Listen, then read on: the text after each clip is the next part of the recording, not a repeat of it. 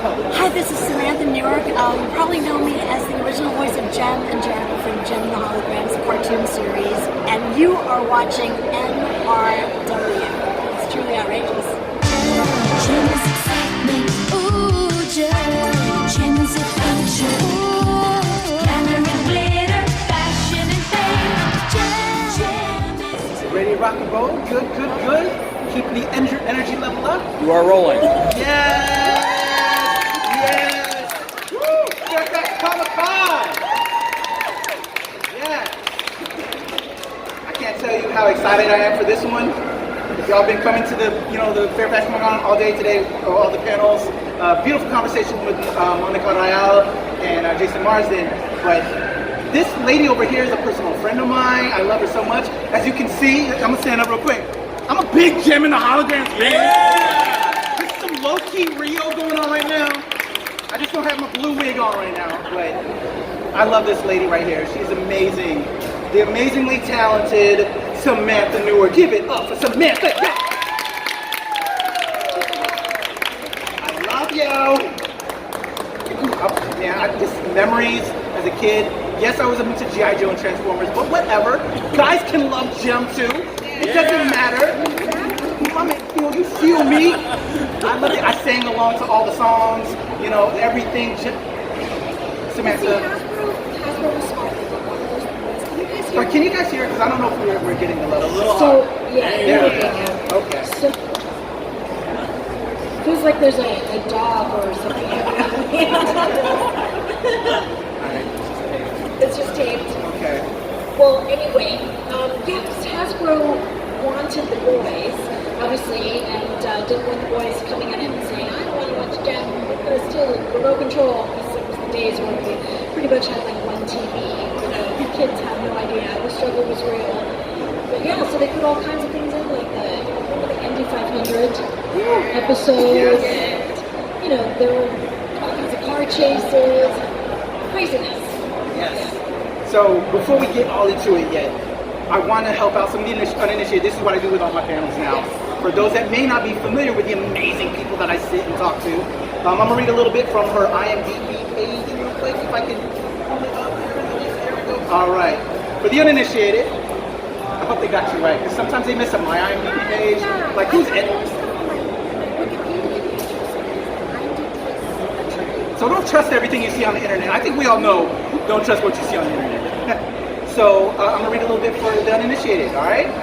With a wildly loyal global fan base for her voiceover work as Jem and Jerrica in the cartoon classic Jem and the Holograms, Samantha is also a part of the iconic Hasbro brand Transformers. Give it up for Transformers, y'all! She guest starred as Ariel, Elise Presser, and the Zamohan Empress. Zamajan Empress. Kneel to the queen. She can also be heard as the gentle British voice of Peter Pan's mother in the classic Steven Spielberg's feature film Hook. Shout out to my pal Dante Bosco on there as well. Dante's amazing. She also starred in the campy horror flick Summer Camp Nightmare with Chuck Connors as rebel camper Debbie. She also appeared in the recent 2015 live-action Jem and the Holograms film with Molly Ringwald, Juliette Lewis, and Aubrey Peoples. List goes on and on, but what I want to also say is, although she was the voice of Jem Jerrica, she didn't exactly do all the singing. It was another amazing artist who's escaping me, Britta Phillips. But she's a singer in her own right, and if you haven't heard her music, you need to. It's amazing. Her latest album, she actually put out an album, a vinyl, which is all pink, which I love pink. Why can't guys wear pink too? I need to see more guys out here wearing pink, like I'm sporting pink shoes. Pink is amazing. But check out. Very straight up, very English. Always wore pink shirts. It's a very... Yes. So men rock more pink. Let's not be afraid to rock pink. But let's give it up for Samantha Newark. Thank you. Apologizing for the mic trouble. It's been a little bit. Just technical difficulties. The misfits under there. Can y'all hear her? You guys hear her? Okay. So, Samantha, it's a pleasure to see you. I've missed you so. It's been a while. Let's talk about starting off in the business, for getting in there, because I know we have some people that want to get into this business and get into voice acting. How was it for you? I know you started off as a kid, and then you kind of were there, and you were a singer as well. So that was kind of interesting when you did get the role of Jem. Let's talk about that. Jem was just such an unexpected journey. I mean, the music business, the show business in general takes you on very strange journeys. All right, we're having more technical difficulties. Hold on real quick. Can y'all hear me? Yeah. You're good on this mic? Let's share this one. Bring this up. All right. Check. Check. Yeah. So we're still getting feedback.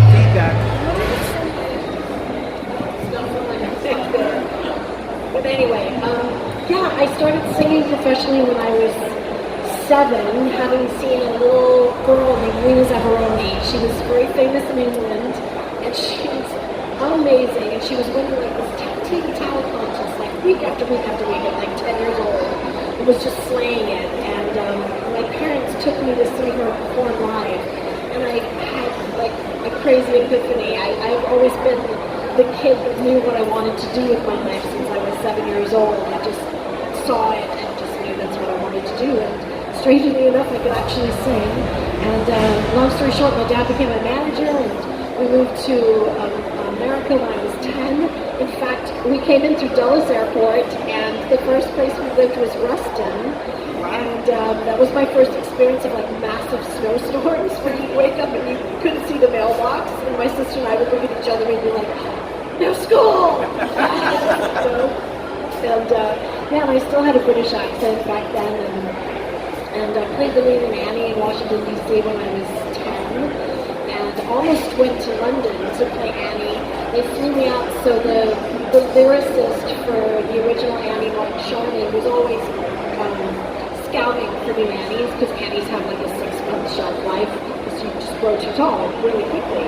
So he came and saw me at the production of Annie I did with the United States Navy Band, and flew me out to New York, and I auditioned, but I was taller than all the other kids, and I was just at that 10, 11 age, and it was my first big showbiz disappointment that I didn't get to go to London and be the London Annie, because I was too bloody tall.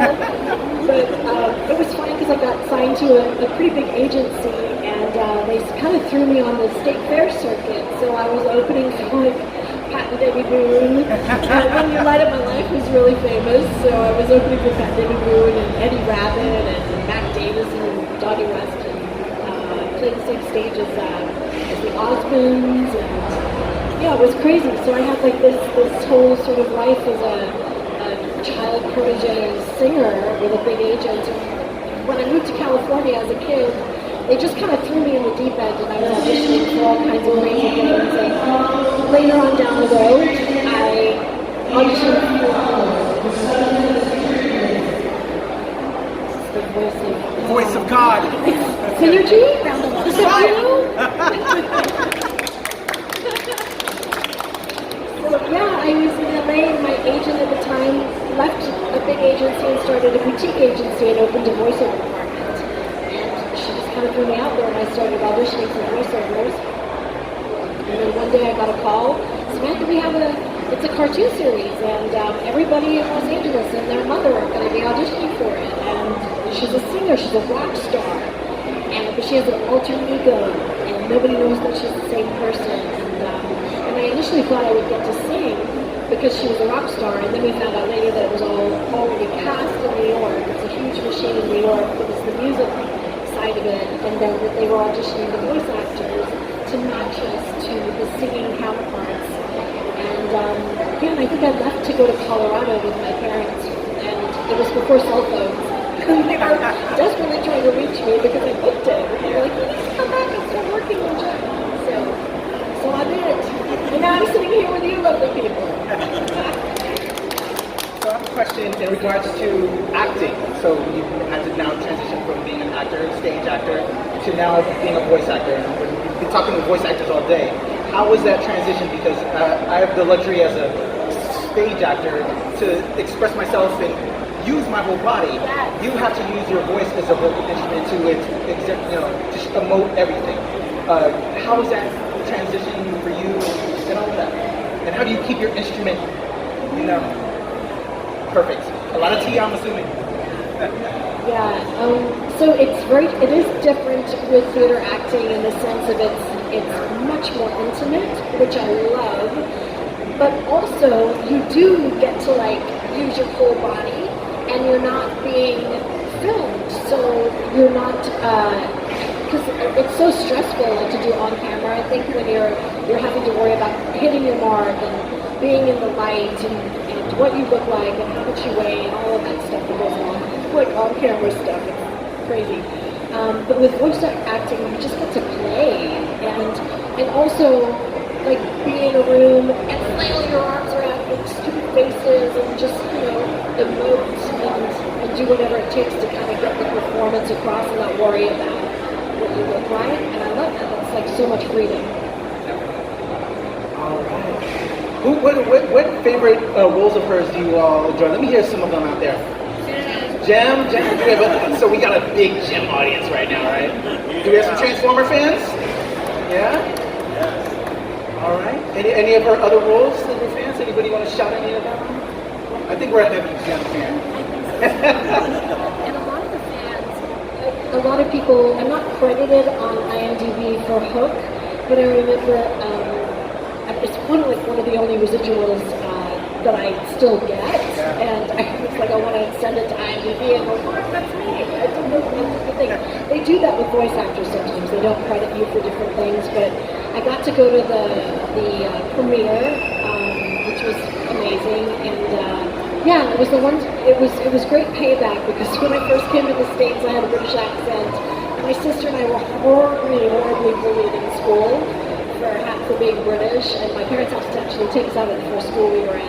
So it was not great. But then to like book Hook, you know, and book it with my British accent, I was like, it's good enough for Steven Spielberg. So that was kind of lovely. But yeah, a lot of the fans didn't know I was in it, so I started to tell people because it's part of their childhood too. All right, so because I know we're a heavy Gem fan, I know we have some classic episodes that y'all have in your memory banks and everything like that. And this is a Q&A. This isn't me talking to her. I want you guys to talk to her. So if we have some people that have a question, let's have some hands up, and we'll start, you know, answering some questions. All right, here we go. So, in Jim, you've already had a love triangle with Jim, Jericho, and Rio. When they threw Ryan in the mix, did you ever go, wait, if this was for kids, was it ever an episode that just made you go, I think it was done with care, in the sense of a lot of that stuff did go over people's kids' heads, and then of course they had older brothers and sisters that had boyfriends or girlfriends. But looking back on it, I'm like scandalous, you know. She was jealous of herself because Rio was like, oh, Jen makes I can't remember what the line is, but it's kind of funny. It's like just going gaga over Jen. And then Ryan comes into the picture too and complicates everything. But yeah, she had to. Kirsty Marks was so good at that, like creating this tension and this, you know, should I tell him? Should I not? Oh my gosh, and all this angst and yeah, drama. I was like, a little soap opera. Yeah. Another question. I was wondering if you took part in any of the writing for the Jen episodes or any of the creative behind it? No, I was simply hired to interpret the wonderful scripts that they gave us. And basically, we'd come in, it took probably like a week. I think it took a whole month for a Gem episode to be finished. And that's everything, the animation and everything. But I remember going to the studio, and we'd sit at this huge conference table, all the other voice actors, and then Wally Bird, the director, would be at the helm, and we'd get our scripts for the episode, and then we get a coinciding storyboard, which is like, it was basically photocopies of the action that was going on in the scene, so that we could go through our scripts and we're looking at the storyboard at the same time, and I'd be like, oh, okay, when I say, this guy's get back here, I'm running up the hill, I'm running after her, as opposed to like, his ass get back here, you know? So it would give us an idea of the action that was going on, and then you could kind of make your adjustments. And then we do like a table read, and then kind of underline your part, highlight your part, and then we go in and record it. We'd share microphones and all be in this little studio together that probably was not much bigger than this little space here. Yeah. Another question?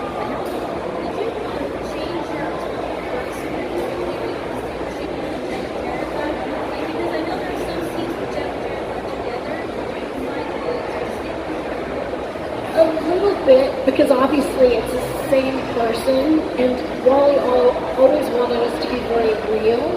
He didn't want it cartoony. If we ever sort of kind of were going into that cartoony realm, he was like, I want you guys to be relatable. Like these little kids want to look up to you like you're their big sisters or their friends. So I loved that. I thought that was really cool. There was a tone to the show that had a real life component to it, even though it was super campy. And obviously Jerica. I always think of Jerica as like more stressed out because she's like trying to take care of these Starlight Girls, and I've got this record company and Eric Raymond and all in Rio, and then Joe would just be like, "Hi, I'm here to put on a concert." So, but there were slight differences, but you still obviously was the same person. Yeah. Another question? Considering since Jen is like an 80s pop icon, who are some of your favorite real life 80s icons? Gosh, well, I remember seeing Madonna on MTV when they still played videos, and I think it was Everybody, come on, dance and sing. And I was like, what is this? Who is this amazing? Like, I loved her from the moment I saw her, and it wasn't too long where I had like the lace bow and all the bracelets and the whole thing. I remember I got to see her dress you up tour. I went with a bunch of my friends. So yeah, Madonna, of course, was a huge influence to all of us at that age. I think it was 15, 16 when she really started to hit. And I always thought Cyndi Lauper was wonderful and a really good vocalist and an amazing performer, And then, there were so many. I'm a huge fan of Cyndi Lauper. In fact, if you guys are on Spotify, I just created like this epic, it's called Truly Outrageous. So if you find my name, I've got a Truly Outrageous playlist. I've got 200 songs on there.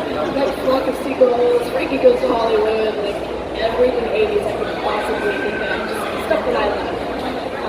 So I was influenced a lot by synth pop especially back in the day. Yeah. You have another question? So, going into the booth, I think that you actually did have all the actors together, or did you do like solo time, or they give you time to work out scenes together? Because I know, at least everything I've read, it's kind of really fast paced to do all the voice recording. Yeah, according to the other voice actors, because this was my first animated show, they said that our sessions were particularly grueling and long. But I didn't know the difference because I just was so excited to be there. I was in it. I didn't, like I'm here. I'm in this. But yeah, they would. I think we were allowed to be there 6 hours according to SAG. Then we had to start paying up, and so then we'd have to make sure we knocked it out pretty quickly.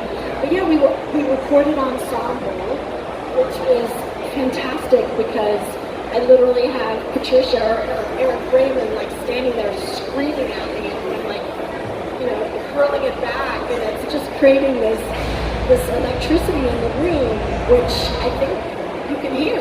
I really do. Because so much of the time, I would have to come in and do pickups by myself, which are, say we decided to change the line here, or this got missed somehow, or you hit your hand on the microphone, or we just need to do these. So I go in usually, because I have the most dialogue most of the time, and do pickup lines. So I would be by myself in that regard. And one of the Transformers too, because I guest starred, and so I didn't get to record Ensemble with everybody. But I'd come in like after a jam session and record my lines, usually with Wally Boy, the director, and then we would just fly chose me to be in a room with a bunch of voice actors. Like, it's so fun. Well, you can hear it, Jeff. You can hear the chemistry between here. That's why I wondered. Yes. I know Yeah, you cartoons really at that can. time, it was very Yeah. isolated. You could hear characters didn't sound like talking. You can, because so much of acting is reacting Yes. to what somebody's bringing to the table and having like an authentic reaction to it. Whereas most of the time with voice work, and I did a lot of commercials too during the time of Gem, just radio commercials, and that is so different. It's like you've got a 30-second spot or a minute spot, usually a 30-second radio or TV spot, and you have to go in and you say your lines or whatever, and they're like, great, so we need you to ramp up just a little faster or a little over, and you're popping on this word, and there's an S on this, and so they would like throw all this stuff at you, and they were like, okay, great, go. You'd have to remember it and take direction. It's a huge part of it. And you'd be in the studio with a bunch of ad executives on the other side of the glass. Excuse me. And then the director and the engineer, very, very different. I felt like animation was where you could really play. Everybody was having so much fun. And Patricia, especially, the voice of Pizzazz, was known for her expletives when she would flub a line. And I was a pretty good girl. I was the youngest member of the cast, so I would be like, and her and Charlie Adler would just go at it, and it was hilarious, and we would get yelled at because of that, because we had to get back to work, and I just be like, not my fault, they were fighting. I would have paid real good money to see behind the scenes in studio of them doing this. Modern technology now, yes, would have been amazing. I want to ask you guys to do a favor for me, because I think we're all huge Gem fans here. And as we see on Netflix, a lot of these shows returning, like She-Ra and Masters of the Universe.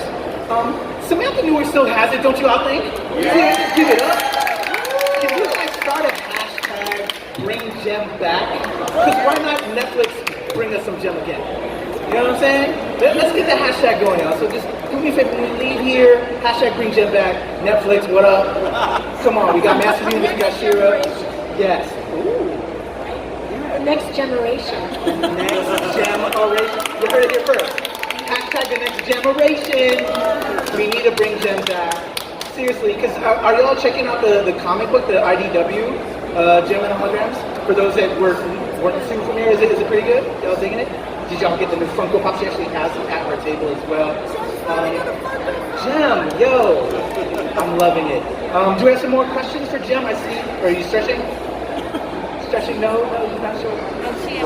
Yes, what was your favorite movie, or I guess what project was your favorite to start? What was that? What was your favorite project?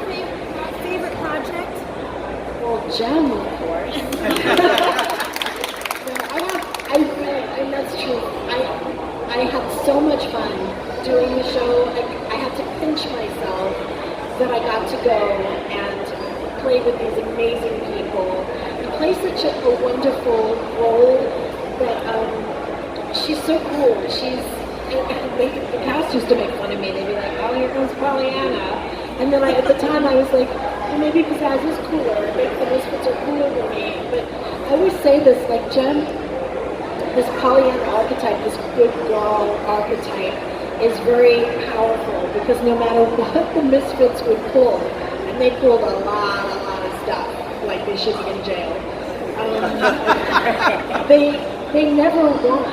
And somehow Gem and the Holograms, they were always able to like turn something really negative into something positive, and they were able to enroll people in being better people, and that goodness does matter, and all the silly things that you hear that are so sort of cliche, but they're that way for a reason, because it's the truth.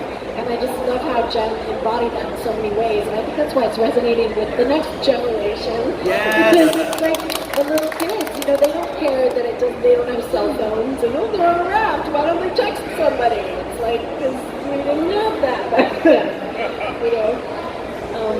Yeah, it stands the test of time. It's just solid, good story writing, and with good sweet characters and some crazy misfits. Yes. All right, one more.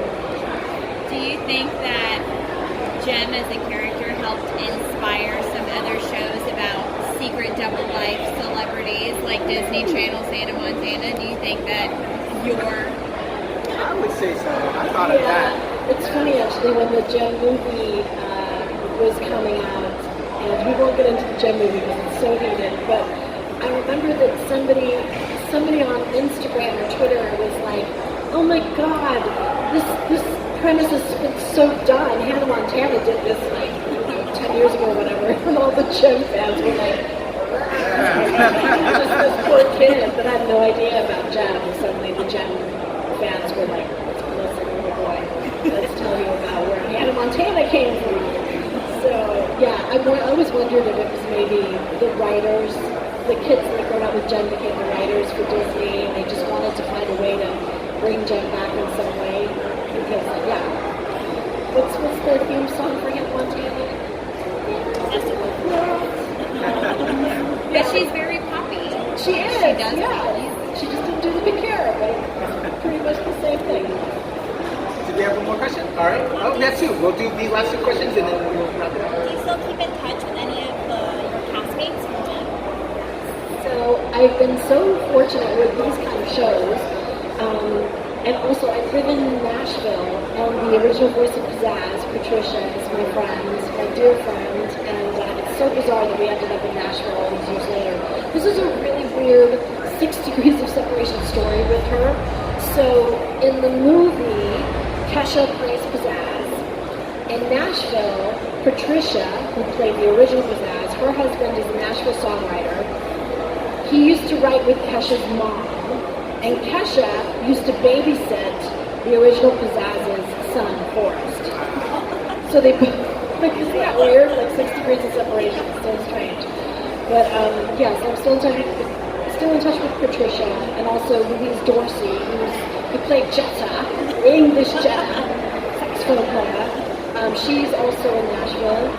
And I reconnected, before he died, I reconnected with Wally Boyd, the director. And quite a lot of the cast, a lot of the cast through different shows. Charlie Adler I've not seen in a long time. We've been at shows together, but we've been so busy that we haven't been able to see each other. So yeah, I think it's time for a Jem reunion. Yeah. In fact, I did see Sue Blue at a Transformers show, and we haven't seen each other in 25 years. It was crazy. It was like, oh my god, Stormer! Come join our band! So if they do redo a Jem alternate, do you think that it should be a continuation of take this the 80s friendship time alternate, or should it be the 21st century now? That's a good question, because I love what they did with the comics. They updated it. But I also, God, there's such an obsession with the 80s that, that I think people, the original Jem fans would really love. So it's hard to say. I hope that whatever they decide to do, if they decide to do something, that they really try to stay close to the original heart and soul of Jem, which would probably including Christy Marks, who created Jem, because she is Mama Jem, and yeah, to at least have her consulting or something. So, yeah. Thank you, everybody. I just want to remind all of you guys, we still got a little bit more to go, that Samantha is over in the celebrity area. She has the Funko Pops, the pictures, her records, her music. Please check it out. Samantha is amazing. Yeah, just give it up for her. Check it out. She's here today and tomorrow. So please go see Samantha. But if I may make a request, because I know you love your fans, I would love you all. Me and Samantha are going to flip this way. My buddy CY is going to come up this way. We could take a picture that I can send to her that she could then share with her people of her time with you guys. So if you guys don't mind, we're going to flip this way. We're going to take one big quick group picture with Samantha. Yeah!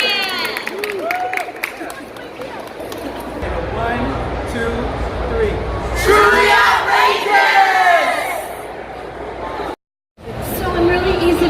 It's just SamanthaNewark.com. And probably if you just Google Gem and Holograms, my face will pop up somewhere. So.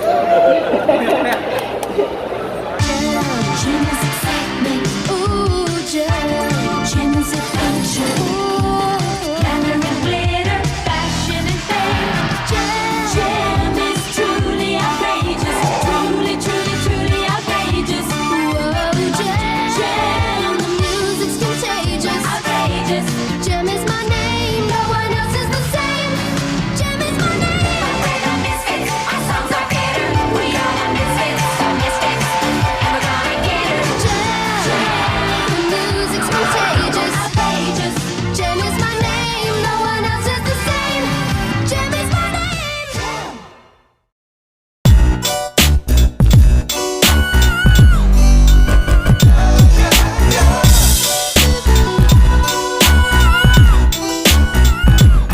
Well, it's the NOC in full color, you see me? The hard knock life, comics, movies, and TV, yeah.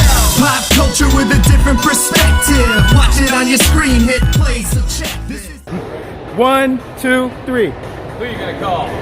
Ghostbusters!